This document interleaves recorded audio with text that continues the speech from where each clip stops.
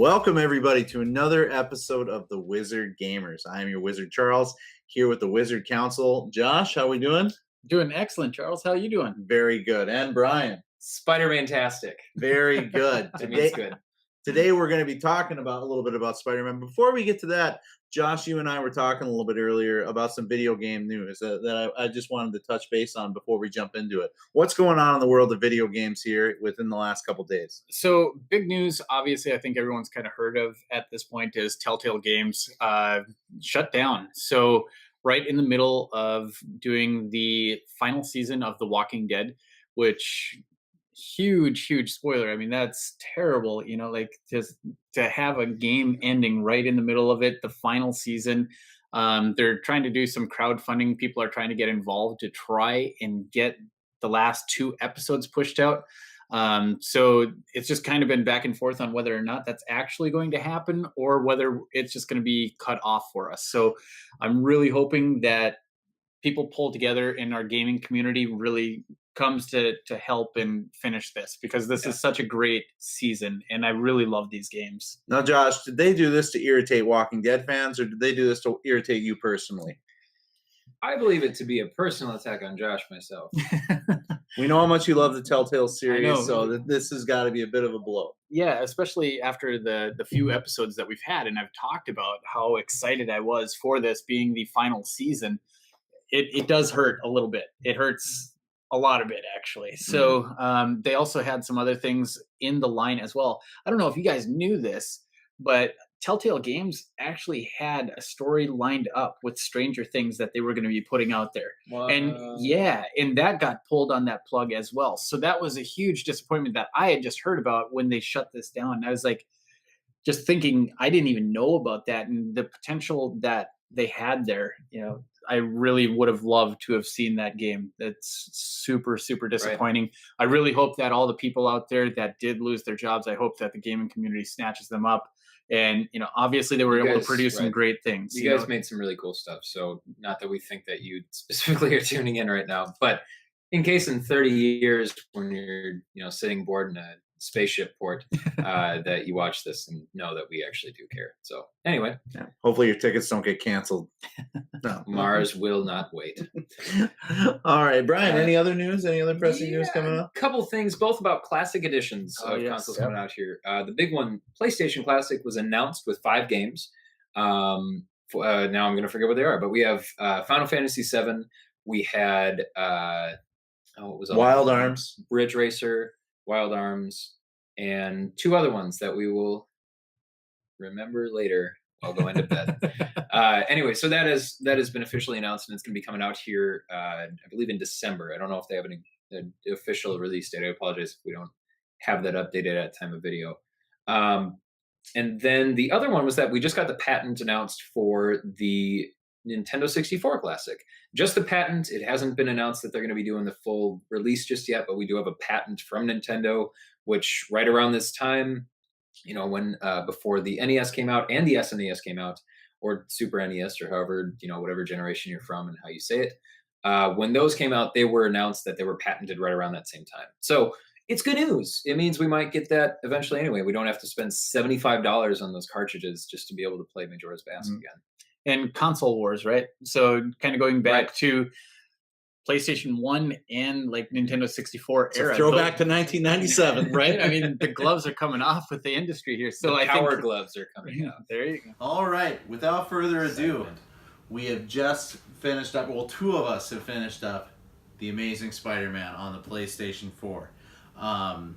I am still into it, so at the end we might take a little time to do a little spoilers. I'm going to tap out for that, but let's talk about just the game in general. Initial thoughts, guys. Did this deliver in terms of what we were promised at E3 for an exclusive game that's supposed to be a real game changer? What do you guys think? Did it deliver on its promise there? I think it did. I had so much hype going into this. I was so excited. I love my story games. I don't have many friends, so I sit around and I play my games in the dark just like everyone else that's watching right now. So I enjoy that. I like when a story can pull me in and go, you want to finish this. It makes you want to play through. And I didn't get that very often. Like, I haven't for the last couple of years here. So for me, Spider-Man delivered very fulfillingly. I didn't feel like I was being let down in any category. The gameplay was solid. I liked the leveling system. It was quick, and I felt like I was going through the levels at a consistent pace without too much lag in between them, where I had, I didn't have to wait and try to get another point. It was like, no, I just had to go do another fort, and then I had a point. I like the different versions of leveling in it within that as well, where you could take those, you didn't have to do every single part of it. You just had to do enough of them where you get like base tokens to be able to build on that. Anyway, don't need to go into the specifics exactly of how it worked. Play the game. It's a lot of fun. I think it delivered. What do you think? Well, really quick, I want your thoughts, Charles. I'll leave the last 5 seconds or less. Who is your new Spider-Man friend? Who did you take from the game? Who's your friend? My new Spider friend? Yeah. Miles Morales. Oh, okay. He's my All favorite. right. So I'm not near as far. These guys have both completed the game. They're much further. I'm about a third into it. Right away, my initial reaction, this is an Arkham Knight ripoff. But while the components are very similar, so you have, the Spidey Sense, which Arkham Knight, you essentially have that component as well. Mm-hmm. You have the flying through the city. This is really geared for Spider-Man. You are webbing through the city. Once you get the controls of that down, it is just a blast. It's not a chore to go through the city or do everything. It's always fun. When you take a second to actually look at the scope of this game and look at the detail they had. Charles, you know why this game was better than Arkham, though? It didn't have a Batmobile. Well, that's just saying. That's blasphemy. I liked the Batmobile. Everyone didn't have a Batmobile. Everyone liked the Spider-Man Batmobile. wins. Everyone liked We the don't need to Batmobile. jump on that right now. It isn't Arkham. It is similar. The combat was super similar. Very similar. Movement was very different. I liked the oh my gosh, it felt like there was momentum. Like when you're swinging as Spider-Man and you timed it, I found myself doing this number. Like as I got my controller, I felt like I was playing cookies and cream on the PS2 again. I was so enthralled with the movement. Like I was getting into it and I was like dodging through it. No, I wasn't actually. I was sitting on my couch not wearing pants. But it was like that was the feel that I got out of it. To me, the takeaway though was the scenery in it was just epic. It really the detail that went into it. You are in New York City. You are webbing around there, and if you you get caught up in where you're going and what you're looking at. But if you take a second, to just look at like how much detail they put into it, it's really staggering. It is really amazing, if you will. It was, indeed. So, kind of taking on the tail end of this. So, Spider-Man was phenomenal. Charles and I did an episode where we talked about it, and he wanted to say that I hated Spider-Man, right? Josh right? Josh is singing a different tune. Josh is resurrecting his hatred for Spider-Man and reversing it. So, flip it and reverse it. Yes. There's a few things that go into that. The Spider-Man game was absolutely incredible. It was so very well done. This is probably the richest storyline that I have played in a long time. And the ending to that game, I won't do any spoilers at all, and I think we'll avoid any of the spoilers, but it is a without question must-play game. This is the first game that I finished for the PlayStation 4, and I think that says a lot. This captured me. I wanted to finish the story. I'm excited for the DLC. I'm excited to continue playing. I'm excited that I know that this is supposed to be a trilogy and getting to play more of this. This is one of those games it was great. It was so very, very well done. I do have reservations on a few things. So like the gadget tools wasn't something that really captured me, and I didn't really feel that it was something necessary. I actually went through the game without really upgrading any of the gadgets, so I just kind of went through it raw, if you will, and it was great. The skill tree I thought was very, very well done, and I enjoyed that quite a bit as well. But I think the big focal point for me coming back to it is when I was hesitant in our last episode, or when we were talking about this before, I said that there was too much things going on the screen at one time, and I was concerned that it was going to be able to handle that. And let me tell you, it handles it. It does it very, very well. It is great. Did you have any problems with there being too many citizens on the screen at once? Like there were cars driving around, and there was, from a technical aspect, not like there are too many people in New York. Right. I mean, like the console itself runs really well. I ended up getting that Spider-Man PS4. So the Pro system runs it really well, looks amazing. But I had a couple times where while I was playing it, citizens would stop and you'd have them do this weird shuffling thing in between each other. So it was like their sprite, or not their sprites, but it was like their textures weren't being mapped correctly, so you have them flipping back and forth with each other. You obviously haven't been to New York City because that's how they walk. That is exactly how they walk. Right. I should have gone to New York first before playing the game. I didn't notice any glitch factors or anything like that in the game. I didn't notice any drops in frame rates, but that's kind of one of those things where I'm not a tech kind of guru where those things bother me at all. I mean, if there was something where I fell through the map, that's something that bothers me. That's something that I would notice. But in this particular case, I didn't run through any of those scenarios. The one thing that you and I briefly talked about before, Brian, was just the combat system it's a little bit bulky. You know, it wasn't easy to stay focused on one attacker at a time. And I think there was multiple times that since you're able to jump around and you're able to web around so very quickly, even amongst in the fight, that it's easy to kind of lose sight of where you are and who you're actually attacking. That would be my one small gripe about it. If there is anything, that is it. Other than that, this game is great. Highly recommend it. So initially I had that same reaction in the battle system, but the one thing in terms of realism I would give it, that's how a fight, if you were fighting 6 guys at once, you wouldn't get to fight one guy like they do in the movies. 6 guys would surround you and try to shoot you and beat you up, and that's exactly what happens in this game. So in terms of realism, top notch. In terms of making it a very smooth interface for combat, you could go on either side of it. Speaking of gadgets, suits. There were a number of them, and they all had different powers. Most of them had different powers. And when we were talking about them, you know, Spider-Man going against multiple enemies at once, there was one that I really liked, and I don't remember what it was called, I don't remember which suit that it was akin to, because you could pick your suit, and then you could pick your power. So it wasn't like you had to pick one suit, and then that had its power. You could pick whatever suit you wanted and plug whatever power into it that you wanted to. You just unlocked it by getting that suit. But there was one that it did that helped with those larger groups that made me feel like I didn't have to be flipping around doing this weird kind of grasshopper deal. And it was the one where it shoots out webs in every direction, and it just kind of slows certain guys down, and if they're close enough, it'll actually smack them against the ground or the wall and get them stuck there. So you would be able to clear out a group of enemies really fast in a very thematic, very cinematic, very fun way. You just shot spiderwebs all over the place. The more I played as well, the more I got used to the combat system, and you could find yourself fighting like Spider-Man. You get the web guys up, you get to knock them into the air, you get to web them against the wall. It got very fun in that regard. One of the things too that you kind of mentioned is the suits, right? So that's one of the unlockables about that. I love the fact that it's all there. I didn't have to pay downloadable content for extra suits. I loved this. Like, everything in the game is there. It's ready for you. You want to unlock it. You just got to go through a few extra steps. That takes me back to, like, the classic games of, like, hey, you want this character, finish the game, you get a new character at the end, you finish it, you know, you get the second skin, whatever it is. They did that so very well in this. I feel like we got a whole game completely delivered to us, and it was just packaged beautifully. So Josh had mentioned, you know, some of the gadgets were not his favorite. A little bit of the difficulty with the combat system initially. Brian, what do you think you would have liked to have seen them do a little bit differently? And what we can all agree is a very good game. Yeah. So like you said, we all really enjoyed the game. So far, and Josh and I too, its completion. I think the biggest part that they need to work on is pacing. This was a short game. And by today's standards, I mean, you look at Halo 2 and Halo 3, those were both probably 15, maybe 20-hour games, and we had no problem shoveling out $60 for it.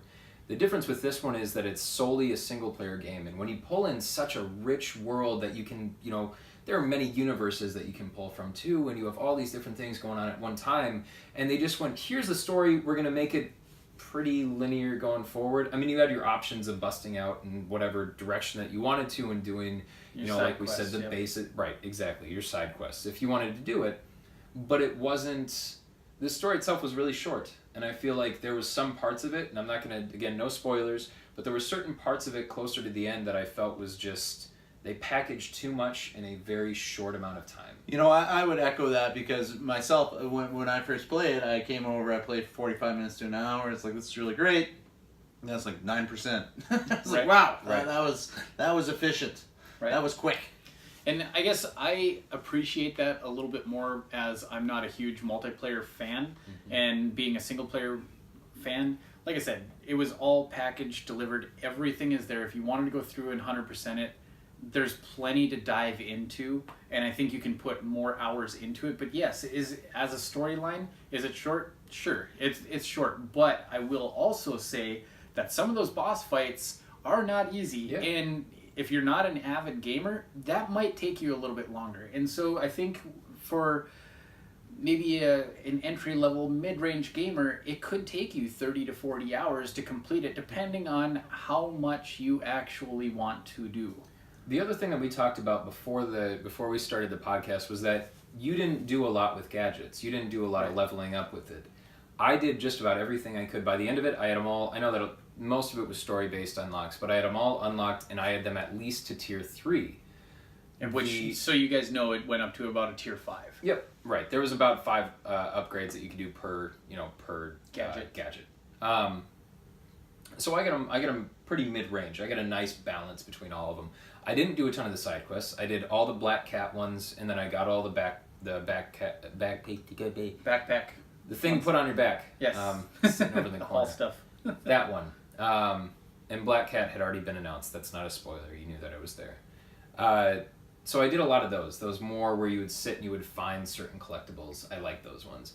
But I didn't do a lot of the bases. I didn't do a lot of that. So my upgrades were very, like, you get an extra shot, basically. Like, I had 3 spider drones when you started out with 1. That kind of thing. So for me, it was, those boss fights weren't as hard. I could go through them a little quicker because I had taken the time to do the extra, the side quests, and it helped me build on my character. I will jump in there and say, though, I finished 100% of all of the side quests and every single base on the game, and I still didn't unlock those extra gadgets. So the gadgets actually came from more of the crime fighting on the streets, is because you had to have crime tokens in order to upgrade it. Crime tokens and base Boss tokens. Yep. Or challenge tokens. Or challenge as well. tokens, yep. Those So were there the was big a ones. few of them. So they were like different versions of what are all essentially challenge tokens, but they were all their own version how they swung it. Yep. So Josh, what would you say is the strongest component of this game? Where did they really hit home? That story was absolutely insane. The ending pulls on your heartstrings big time. Like that, I am so beyond excited with that ending. It was just incredible, and I just can't get enough of it because they did some things that you just would not have anticipated, and it makes you look that much forward to the next one. The next game, even just the DLC, I am just beyond excited to continue to play this game. They sunk that into me hard. Like I really want to keep playing this game. That's what I think they did excellent with. Brian, how about you? What did they really nail here? I'm on the same page, man. I love that story. I laughed, I cried, I even peed a little.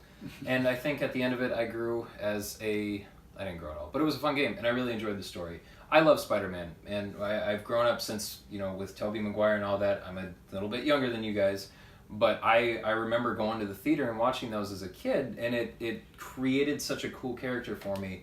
And it was like, this was just some dude from Queens, and he became more because of a circumstance that he fell into, and he grew from that. Now we could see him when he's a little bit older. That's another point, is that he isn't just some punk kid anymore. He isn't, 16-year-old, 15-year-old Peter Parker. Now he's working as a lab assistant at an undisclosed lab. We won't say who it is, but there was a portion of it where I went, this is nice to see another side of him, and it made it make me want to play the game more and go through that story more. I finished that game in maybe 5 or 6 play sessions.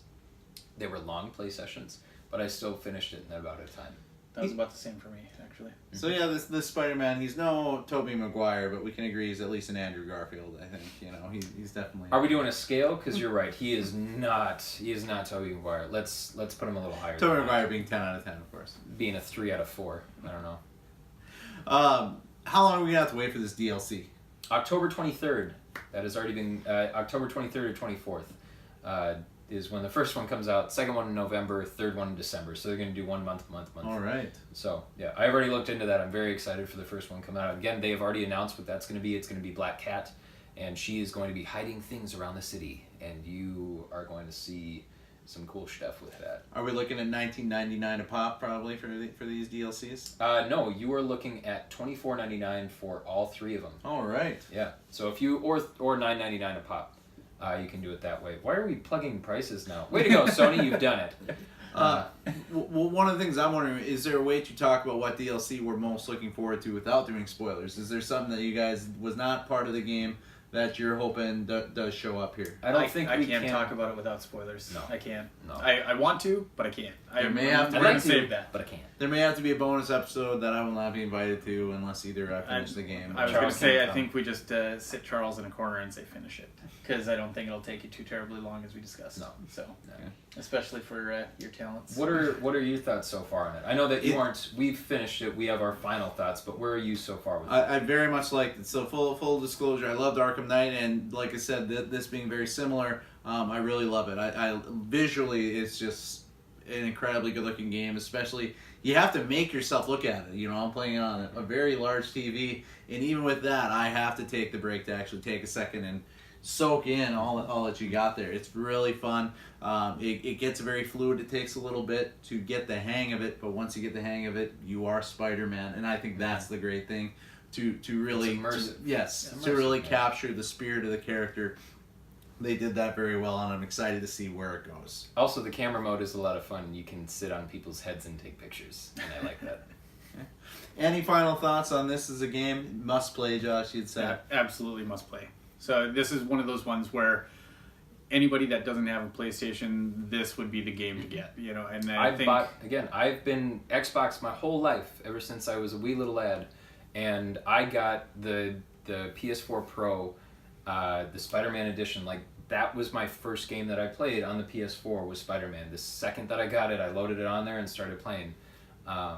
Excuse me, I don't mean to cut you off. you're I'm absolutely excited about it, and I want more people to play it. and that's share with exactly them, it. so. And right now, it is the highest selling game for PlayStation right now, is my understanding. It is crawling up there, but it is really, really... Was that one on purpose? It was a bad joke, I'm sorry. But no, seriously, the things that I've been reading is that it is becoming the highest selling game for the PS4. Now, will you So be able to that's very download? exciting. Will you be able to download this content on the web? And with that, I had to play off of it. Anyway, scale of 1 to 10, Josh. Where do you put it? Oh man, I'd absolutely give it a 9.25, a definite 9.25. Because I mean, the things that I complained about aren't enough to take away from it at all. I high 9.25 without question. Brian? I'm going to give it a 9.5.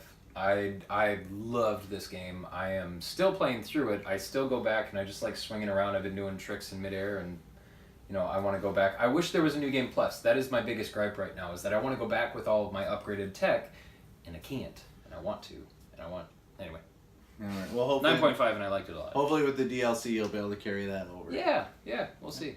I can't give it a fair score until I play at the end, but from the sound of it, I'm not going to be disappointed. Well, let's say you finished 4 of it. So what, out of 4, where would you put it so far? Out of 4, I would give it a 3.25, 3.5, somewhere in that range. So, as I said, right. the speed of it and the sheer lack of Batmobile has really been a real Yep. downside to I know this Josh game. was pretty upset about that too. Yeah. All right, so that's kind of our final thoughts on that. We're really excited. And with that, I should announce here that we have been slow the last 3 weeks and haven't put out episodes for the last 3 weeks because we've been going through remodeling our studio and getting that set up. So my apologies for not getting those videos up, guys. I appreciate your patience. Thanks for tuning in this week.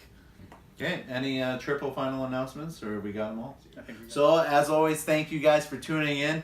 Please subscribe to us, and we'll hopefully see you again soon with new episodes every week, every Monday. Any final thoughts? And remember, keep the magic in those thumbs. Thank you, everyone, for checking us out today. If you liked our content, please remember to click on that subscribe button. New episodes come out every Monday, so be sure to hit that bell and get those notifications. Thanks for following the Wizard Gamers, and we'll see you next week. Remember, keep the magic in those thumbs.